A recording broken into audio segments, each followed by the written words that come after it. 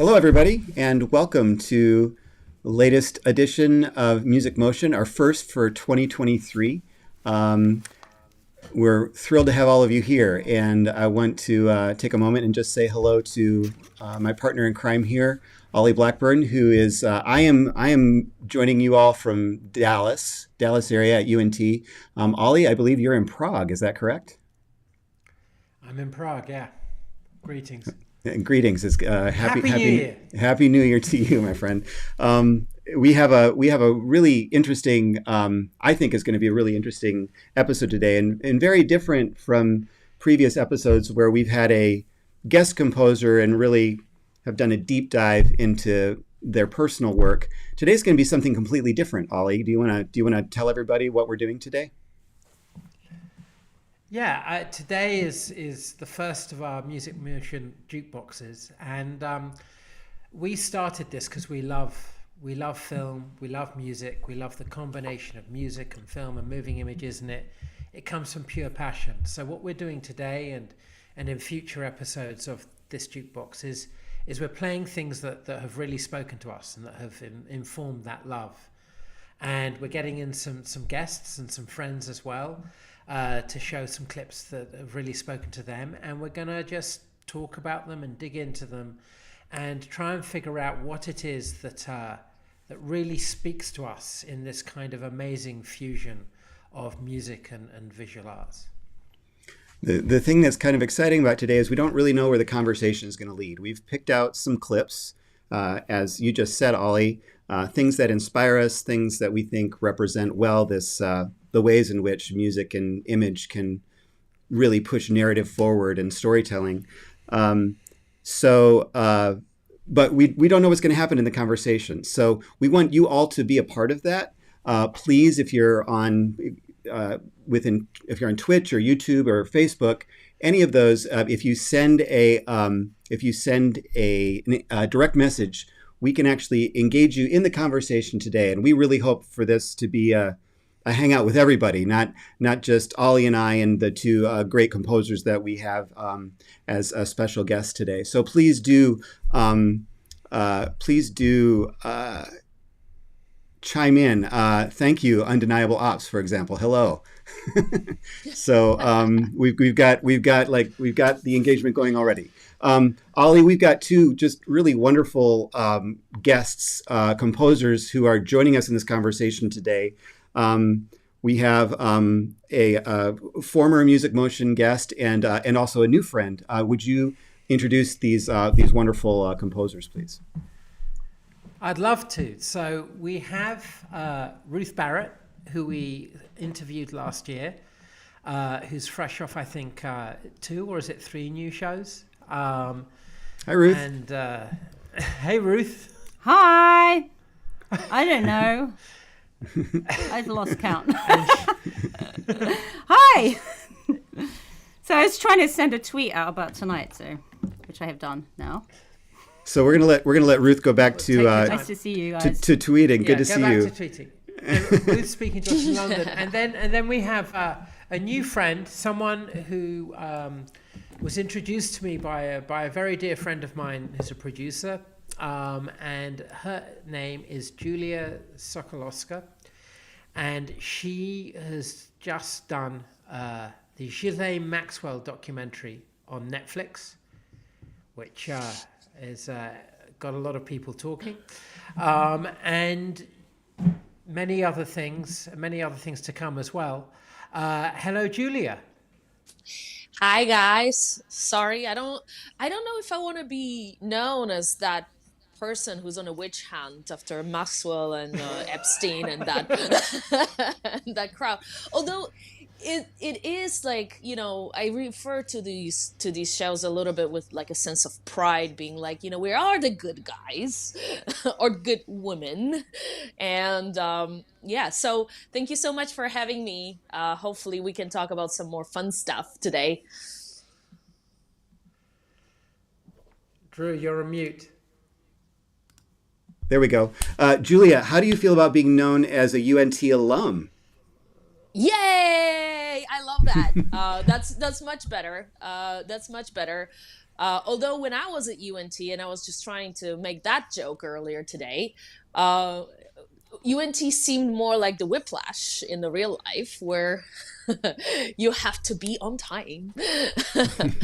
And and you have to count in 1, 2, and you have to come in perfectly. So that was the kind of UNT that I remember, where we were staying up all night and just working hard, and then you would lock yourself out for 9 hours in a practice room, because if you didn't, you wouldn't be able to make the 1 o'clock big band or other amazing ensembles that were at UNT. But overall, such an amazing school, and I just really, really want to go back there and just experience that thing over and over again. It's just such talent, and and such versatility of different music influences that you can get there. Well, definitely recommend for everybody. We're really excited to have an alum here, and thank you so much for joining the conversation. Thank you. I want to dig into the UNT Whiplash comparison, but maybe we'll keep that later. Are you JK sending through? Are you driving your students insane? All the time. all the time.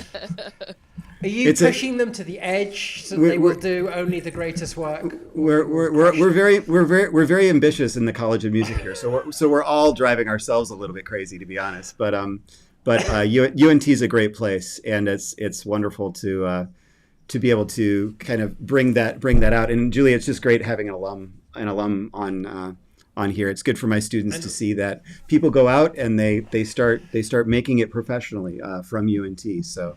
Anyway, absolutely.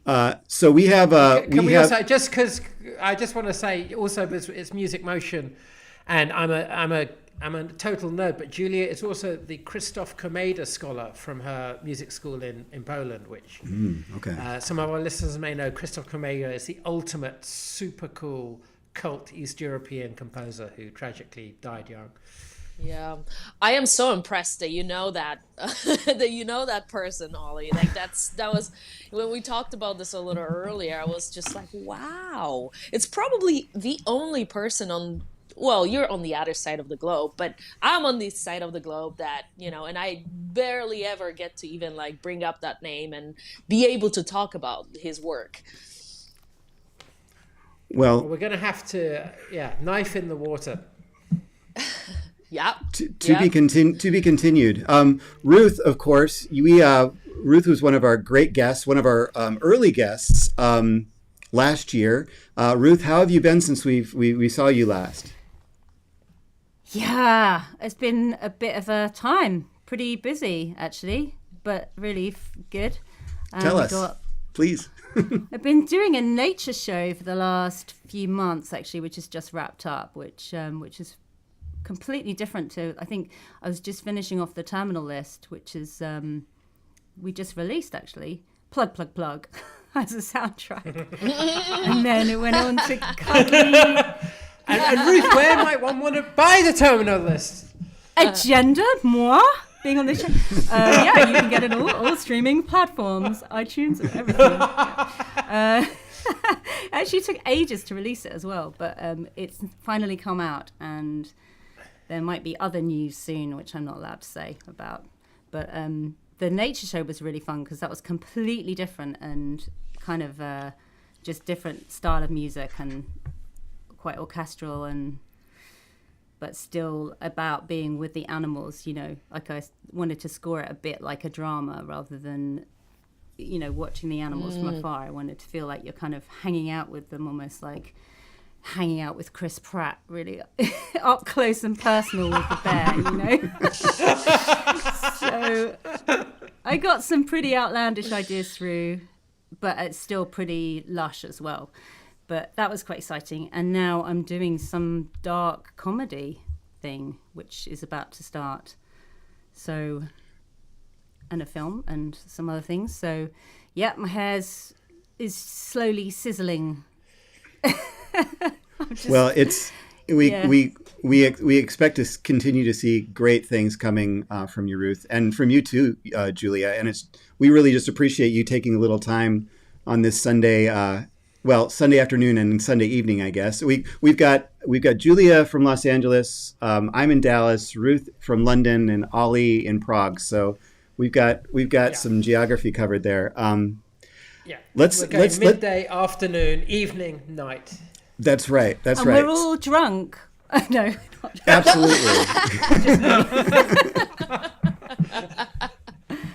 I mean, it's 9 p.m. here, so. Well, you've got a baby, so I guess you can't. Oh yeah, we can't hear the baby right now. Don't wait. Julia's got a beautiful Don't jinx it. 9-month-old little girl.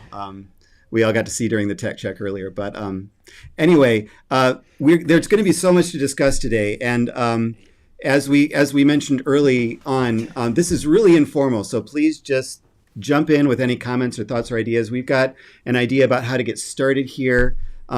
Those of you, again, who are watching online, please DM if you have any comments about the clips that we're playing. This is going to be really fun, and we should jump in, I think. Right, Ollie?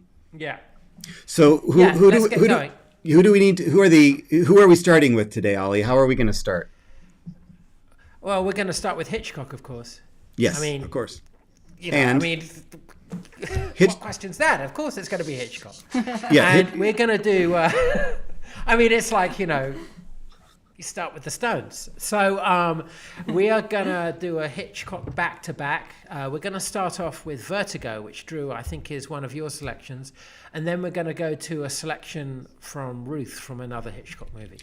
So absolutely. And just as a bit more of a preamble here. So when you think of, as a film composer, when you think of Alfred Hitchcock, you also have to be thinking of Bernard Herrmann in the same way that you would think of Steven Spielberg and John Williams, right? And Bernard Herrmann is a great composer to start with because he is such an important figure in film music. He really established a lot of what all of us, any of us making music for media, he kind of wrote a lot of the playbook. And some of that is definitely represented in some of these early clips. So, Ollie, what do you think? Do you want to play, which one of those Vertigo clips do you want to play? Should we play the spinning Vertigo and death scenes and then do the dream sequence after that? Yeah, let's do that. It's Okay. Two different sort of, tastes of the palette. So what we're listening for here, what we're observing, one of the reasons I chose this clip is that Bernard Herrmann does a great job in these films of choosing musical motives that kind of represent ideas. So the protagonist in Vertigo has vertigo, and there are some musical devices that you hear. There are a number of deaths in the film, and there's this kind of low-sounding, ominous set of two notes that represents death. This stuff is peppered throughout the film. So this is just a sampler of, I'm calling these clips Spins and Death. These are clips from Vertigo. Here we go.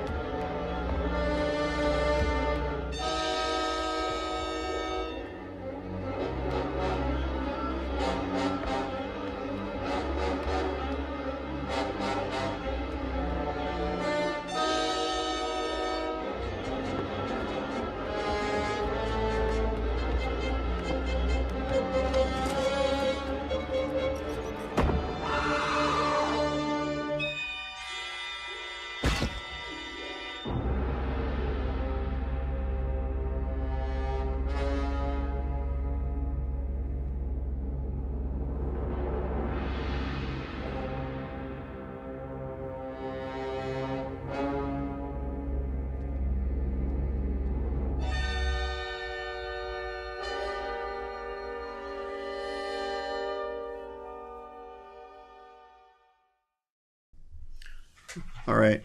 So we can discuss, or we can go to the dream sequence. Should we just take it all in and then discuss? All right. We'll go to the next one. All right. Here we go. And this is the iconic dream sequence from Vertigo.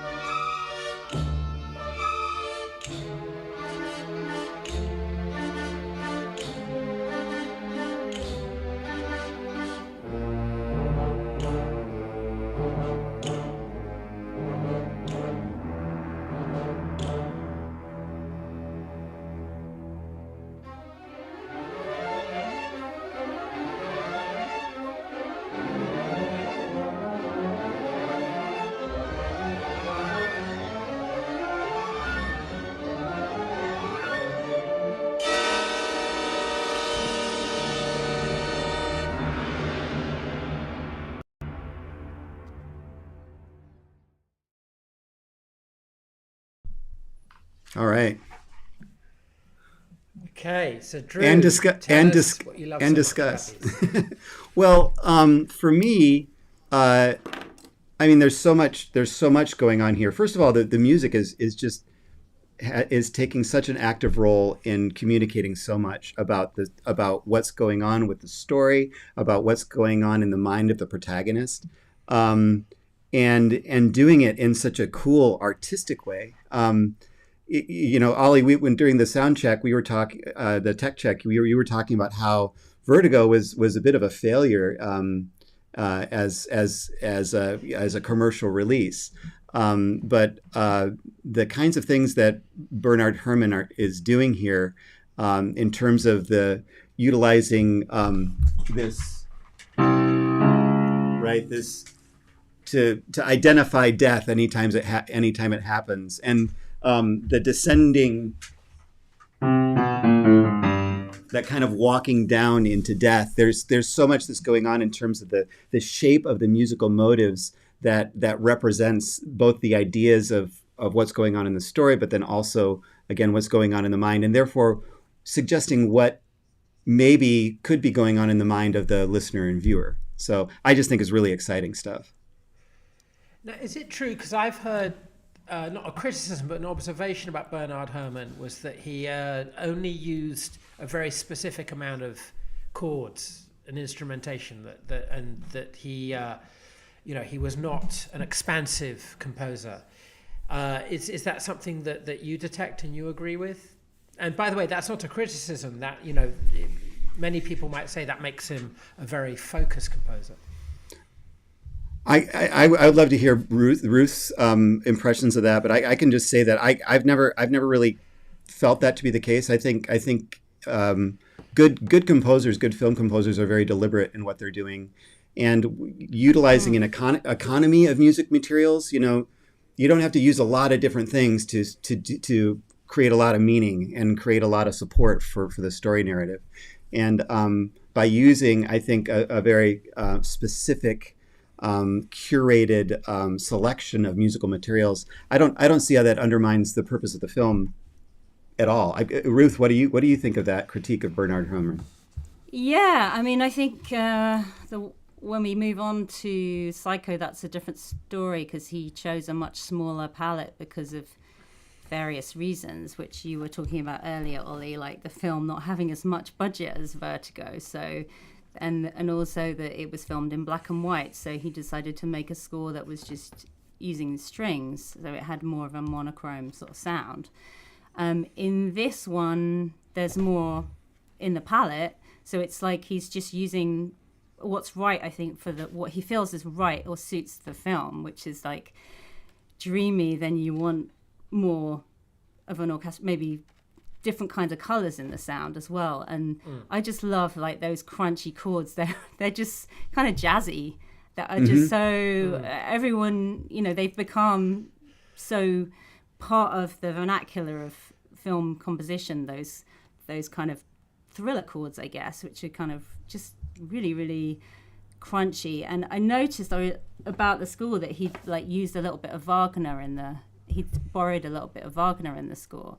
And Wagner was the first one to kind of break away from what was known as traditional harmony when he did Tristan and Isolde, and actually did the first chord, which was no one could pin down to say it's in what key it was in or anything. They couldn't analyze it. And I think he's jumped right off the back of that, and he's using chords that kind of sound cool, but there's no sort of always a harmonic basis to it, which is what makes it feel so disembodied and psychotic, and like that's why you feel like you're kind of free falling with him. But yet he's also really progressive as well. Like if you listen to that very end section when he's falling, there's a kind of repetitious motif, and that's quite modern, I think, to almost loop a motif and repeat it again and again. I just think is crazy for the time to think of something like that. And that's what also you can hear in what I'm going to show in Psycho. He does that. It's really kind of modern and cool. He's just so ahead of his time, but also like part of the past as well. You know, should we go straight to Psycho on that note? Because then Why we not? can talk about them as a sequence. Yeah. Ollie, can you give us a little bit of, as a director, can you talk about the significance of these two films from a director's perspective, and then we'll get into the music and see how that kind of plays into it for Psycho? Yeah. So I'll just to be quick, Vertigo, as you alluded to, was a disaster. It was a commercial disaster, and it's one of these films that now is legendary and is seen as a classic, but at the time did no business. It freaked out the studio executives, and it meant that following on from that, Hitchcock, wasn't being given the amount of money that he was used to. So he also felt really burnt by the process. So he felt he needed to go back to basics and come out with something that was low budget, that he had complete control over, and that would really, really shake things up for him as an artist. So he came out with Psycho, which cost $1 million, which for him was not very much, which apart from Vivien Leigh, Janet Leigh, who gets killed after 20 minutes, didn't have any major stars in it. Tony Perkins wasn't a star at the time. He became a star because of Psycho. And that translated to the score as well. Bernard Herrmann did not have the money for a full orchestra. So with that in mind, let's play the Psycho clip. Awesome.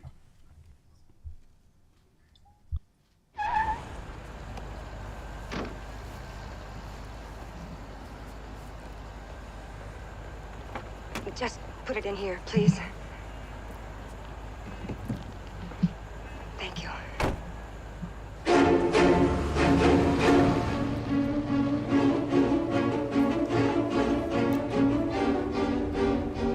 Heck, officer, that was the first time I ever saw the customer high pressure the salesman. Somebody chasing her? I better have a look at those papers, Charlie. She looked like a wrong one to you? Acted like one. The only funny thing, she paid me $700 in cash.